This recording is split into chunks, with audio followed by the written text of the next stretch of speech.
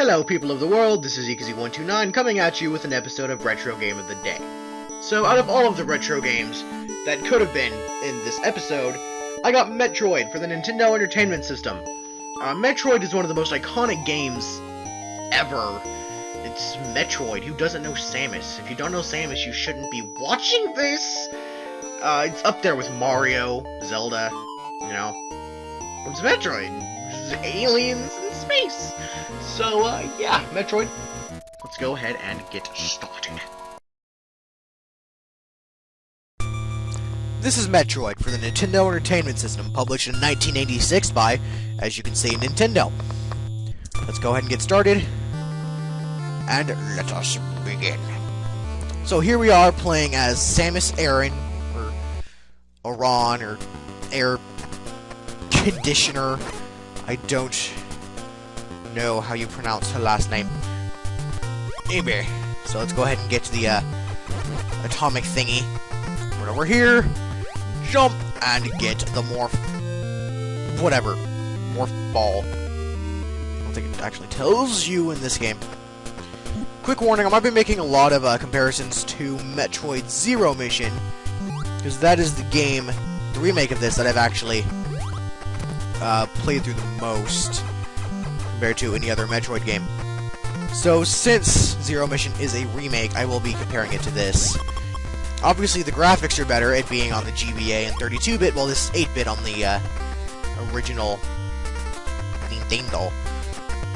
So obviously its graphics aren't going to be as good, but I think they're still nice looking for, you know, what they were.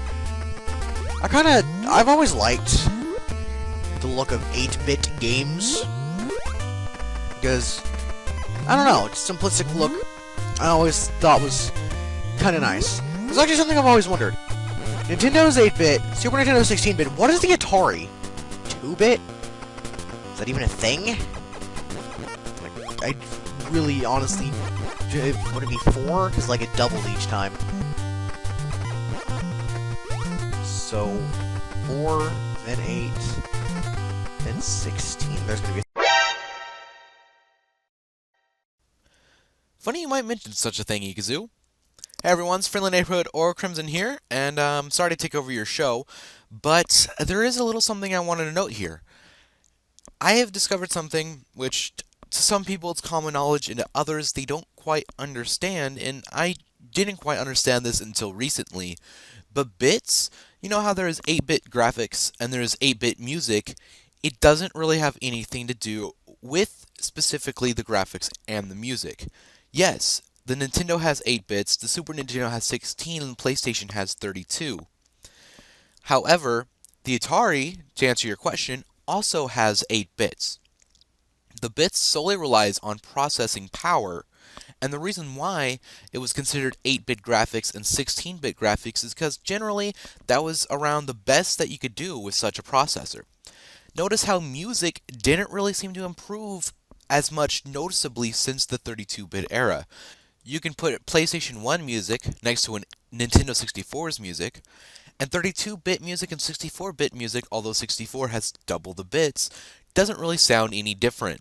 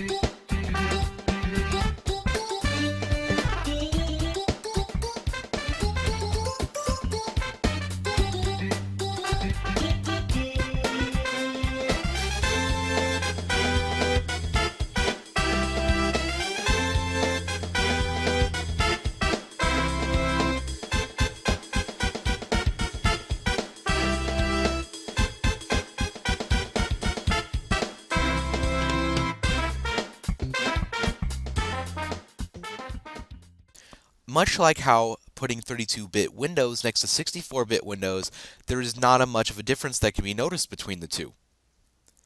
In fact, the PlayStation 2 being 120-bit is somewhat false. It is actually dual 64 bits. And you know what else? Much like the PlayStation 1 is a 32-bit system, or so I hear. The PlayStation 3. And it would be quite silly to say that the Nintendo 64 has better graphics and music than the PlayStation 3 because Nintendo 64 is a 64-bit console. So that's just a little bit of news for you guys, and anyone who is more knowledgeable about this kind of thing and would like to correct me on this, feel free to, because we're always into learning, and this is something that I've kind of learned recently, and so I'd like to know more about it. Anyway, back over to you, Ikazu. There's the thing. Don't know the names of any of the enemies, so yeah. Good thing I'm not like applying for a job as Metroid aficionado. There we go. And these things. When I first saw these buddies here, the ones that I can't kill, I thought they were platforms. They're not platforms. Don't stand on them, please. You will die. Rapid fire. Okay. So up we go. And up we go. This game takes skill. Lots of skill. You gotta be a hard war vet to get through this game. Not really. Because I highly doubt the 10-year-old kids who are originally playing this game were hardcore war veterans. Highly unlikely. If I ever met a 10-year-old war vet, I would salute him. So hard. Such a hard salute. So hard. Okay, so enough with the innuendo here. Let's actually get to killing spiky things. This is Mr. Orange Spiky Thing. This is Mr. Red Spiky Thing. They are cousins, obviously, because I don't know, because I said so. I guess you have no real reason to take my word for it, but whatever. So apparently, Mr. Orange Spiky and Mr. Red Spiky have lots of twins. Or lots of children that look exactly like them. And stuff. Now, throughout the course of this game, I don't know if these are the Metroids, because I've seen what the Metroids look like, and these don't look like them. Throughout the course of this and Zero Mission, I have yet to see an actual Metroid, so maybe I'm just not getting far enough. I haven't been playing Zero Mission for that long.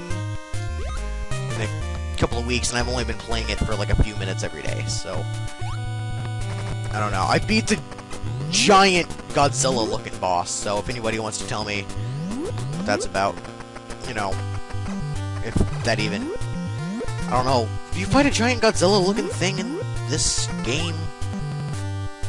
That was stupid of moi. Can you kill those ones? I don't know if you can kill these ones. Okay, well, they act like they're taking damage, but I doth not believe they are. Boop. And through the door. And I apparently can't hit anything because these guys! Hey, buddy! I remember you from Zero Mission. I never liked you. Oh, I thought it blew me up for a second there. Threw me off. Jump. Doot. Jump and shoot. I'm not Egoraptor. I'm not playing Mega Man, so don't know what relevance that has to this other than the fact that I am jumping and falling into lava because my jump button's not responding. For some reason when it comes to games, jump buttons like to not respond for me. But whatever, let's just kill this thing. Get its atomic ball or whatever that is. And keep proceeding to the right. Oh, Jesus. Dalek. No, no. Well, that was fun. Let's try that again.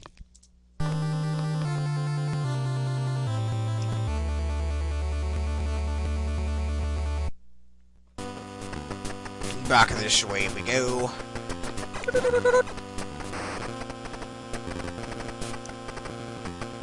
Where are all the enemies? They're just, like, gone. You know, I've always wondered, is, using, like, a turbo controller considered cheating? I'm just wondering, because I've heard, like, some people say so, and I'm just wondering which side it weighs on more. It's like, is the demographic, or not demographic, but, like, just do, like, more people say yes, it's cheating, or do more people be all like, oh, no, it's okay? I just always kind of wondered how people actually thought about that. Oh, they're going that way. Okay, whatever, cool with me. I was trying to record this earlier, and that bug guy wasn't there. It threw me off. I was like, this Mr. Giant Bug Man here, he's like, yo, so I'm just gonna vanish from the game for a while. So yeah, that was nice. Okay, enemies are gone. The platform thingy down here, there's supposed to be one of those Mr. Platform kill you in the face guys right here, and there's not. But you gotta love Metroid's vanishing enemy mechanic. Just wait long enough and they'll kill themselves for you. Oh, that was stupid. Thank God for no fall damage, or else, well, I would have died in a lot of games a long time ago. Imagine if they had fall damage in Mario. Would that not suck? Also, another question for any Metroid aficionados out there. Are these red spiky guys in any way different than the orange spiky guys, aside from, well, red and orangeness? Just, you know, I've played, you know, the whole 3 times I've played this game. I just couldn't help but wonder that, and everybody I've asked, they're just like, oh, I don't know. So, thought I would inquire on that. And we wait. There we go. And I need that more than I need to make the jump immediately.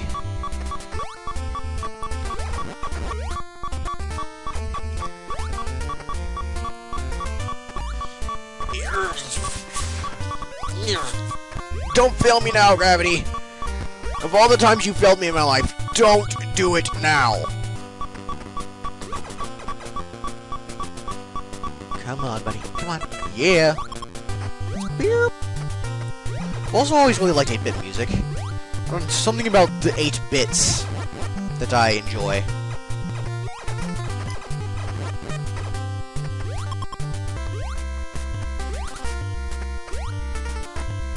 We-do. Oh. Oh. Grab. Oh, God. Oh, come on. Don't be like that game. You really... You gonna play that way? It's kind of messed up. It's kind of messed up, Nintendo! Or, I guess it's not really Nintendo's fault, it's the situation's fault. Freaking situation, I don't like you anymore. Never liked Jersey Shore anyway. Bad puns. And the back through this hallway we go. Fire! Fire! There we go. I should totally get one of those, totally set up the microphone in this so that I can just scream fire and have Samus fire. That would be fun. That would be like... That would be awesome, actually. Oh, no! I've never actually gone down in this room before, now that I think about it. What is down? Death is down! Okay. Oh, I mean, survived, but... albeit quite barely. There we go. I think after my next death, I'm gonna call this quits. If the game would start pointing the gun in the right direction. Oh, speaking of next death, sup, Mr. Bug Guy?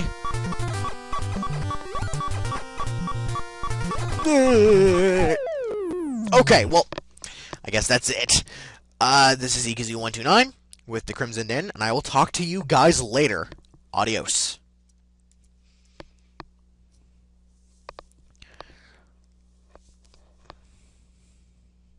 Is it still recording? Ikazu? Where'd you go? You didn't do your outro. Guess it's my job. Hey everyone, friendly neighborhood OroCrimson here, doing the in-slate for Metroid, since Ikazu didn't quite record any audio for the outro or anything, which is a little bit of a bummer, but understandable because it was his first video.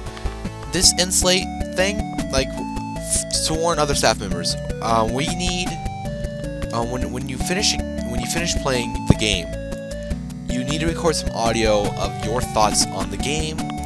And then, like I do, tell what videos on the left and what videos on the right. If you do not know what videos are going to be on the left and right, go ahead and talk to me. I'll let you know so you can come up with something for the outro audio. Now, what did I think of Metroid? I don't know, I didn't play it. What did Ikazu think of Metroid? I don't know, he didn't say. But he did seem to understand the game, and it looks like he played it before, or at least he said he played a remake, which, I'm not quite sure how that one is, but obviously told him enough to figure out how to play the game, so it seemed like he enjoyed what he was doing, and he's played the remake and he seemed to know what he was doing, so something kept him hooked to that game, which means he probably likes Metroid. And yeah, that's really all there really is to it. He seems experienced and stuff, and maybe he'll be with us for more Metroid videos down the line, or other games. He is going to be a continued member for Retro Game of the Day. I've already sent him his next game to play, and it's going to be pretty cool. Now, if you enjoyed Ikazu's work, I kind of did. You can go ahead and click that like button down there. That would be pretty awesome. We love those likes. And then, if you haven't already, go ahead and subscribe to us so we can provide you some more content. It's always a good thing to do. If you look over here on the left, you'll find the last Retro Game of the Day, which is myself and Kunadi Noha on Kaboom, which we kind of got a little competitive there, but it was awesome. It was awesome. We caught bombs. And if you go to the right here, there is Ike versus Vero. We still need voters. So if you haven't voted yet, please read the two submissions, note on which one you thought was more interesting. Go ahead and like the video corresponding to that person. It would be wonderful. It would really be wonderful. We really need these votes. Anyway, thank you guys for watching, and please, oh please, tune in next time. Later all.